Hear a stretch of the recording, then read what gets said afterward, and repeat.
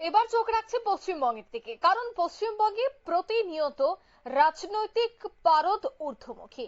এবার অভিযোগ রয়েছে যে পশ্চিমবঙ্গের মন্ত্রীর স্বামীর উপর নাকি হামলা, লাঠি দিয়ে গুরুতর আঘাত করা হয় এবং অভিযোগের তীর রয়েছে সরাসরি বিজেপির দিকে। পশ্চিমবঙ্গের খাদ্য এবং সরবরাহ দপ্তরের রাষ্ট্রমন্ত্রী জ্যোৎস্না মান্ডির স্বামীর উপর হামলা এবং মারধর করা হয়। গতকাল রাতে মন্ত্রীর স্বামী তুহিন মান্ডির উপর হামলার অভিযোগ উঠে বাঁকুড়ার খাতড়া বাজারে। আর ঘটনায় অভিযোগের আঙ্গুল সরাসরি রয়েছে বিজেপির দিকে। ইতিমধ্যেই 6 জন বিজেপি কর্মীকে গ্রেফতার করেছে খাতড়া থানার পুলিশ। সমস্ত অভিযোগ অস্বীকার করেছে বিজেপি। তবে এই পুরো ঘটনায় কি বলছেন পশ্চিমবঙ্গের খাদ্য এবং সরবরাহ দপ্তরের রাষ্ট্রমন্ত্রী জ্যোৎস্না মান্ডির, শোনাচ্ছি। গতকাল রাত্রেবেলা উনি মুদিখানা বাজার করতে গিয়েছিলেন। আজকে স্কুল আছে বলে ছেলের টিফিন আনতে গিয়েছিলেন। সেই সময় ওরা সন্ধ্যে থেকে বিজেপি আশ্রিত গুন্ডারা ওখানেই বাজারটাতেই আড্ডা মারে এবং সন্ধ্যে থেকে এরকম লাঠি সোটা নিয়ে ওরা দাঁড়িয়েছিল, উত্তপ্ত করে বাজার করে রেখেছিল। সেই সময় ও যায়, তো ওই সময় ওরা সবাই মিলে চড়াও হয়ে ওকে আক্রমণ করে। তো ছিল মানে লাঠি সোটাই মেনলি ছিল, রড ছিল, এগুলোকে নিয়ে আক্রমণ করেছিল।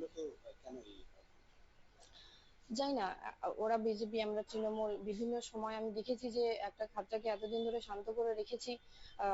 ওরা প্রতিনিয়ত এরকম একটা উত্তপ্ত করার চেষ্টা করে। তো কালকে ওরা প্রতিনিয়ত থাকে, কালকে গিয়েছিল, সুযোগ পেয়েছে, দাঁড়িয়েছিল, মেরেছে মেনলি আক্রমণের জায়গা থেকে আমাকে ইয়ে করার জন্য এটা করছে। হাতে লেগেছে, হাতে ফ্র্যাকচার হয়ে গেছে মনে হয়, এক্সরে করাবো, আর পিঠে লেগেছে। ঠিক আছে, এর পরবর্তী পদক্ষেপ কি হবে? আপনি কি ঊর্ধ্বতন কর্তৃপক্ষ মানে নেতৃত্বকে জানিয়েছেন? হ্যাঁ, ঊর্ধ্বতন নেতৃত্ব কর্তৃপক্ষকে আমি বিষয়টা জানিয়েছি। ওনারা ওনাদের মতো ব্যবস্থা নেব এবং পুলিশকেও জানানো হয়েছে। পুলিশ ইতিমধ্যে অ্যাকশন নিয়েছে এবং পুলিশ যথেষ্ট সহযোগিতা করছে, ওনারা ওনাদের মতো অ্যাকশন নিয়েছে।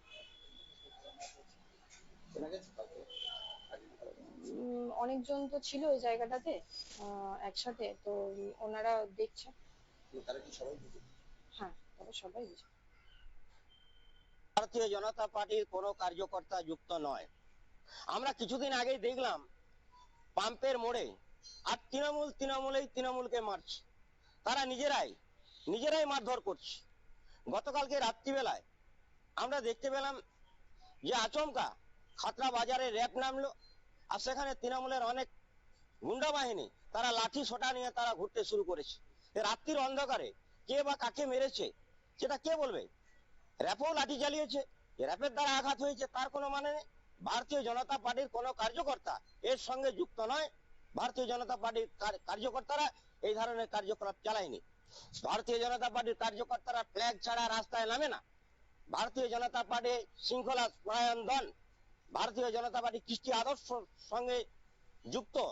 ভারতীয় জনতা পার্টির কার্যকর্তারা এই ধরনের কার্যক্রম কোনো করেনি। সম্পূর্ণ মিথ্যা কথা, এটা রটানো হচ্ছে।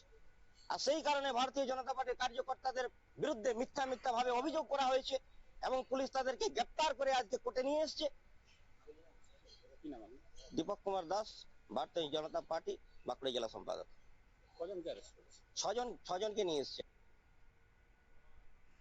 আপনারা শুনলেন একদিকে মন্ত্রীর বক্তব্য, অন্যদিকে এই অভিযোগকে সম্পূর্ণ উড়িয়ে দিয়েছে বিজেপি এবং বিজেপি কর্মীদের বক্তব্য আমরা আপনাদের সামনে তুলে ধরেছি।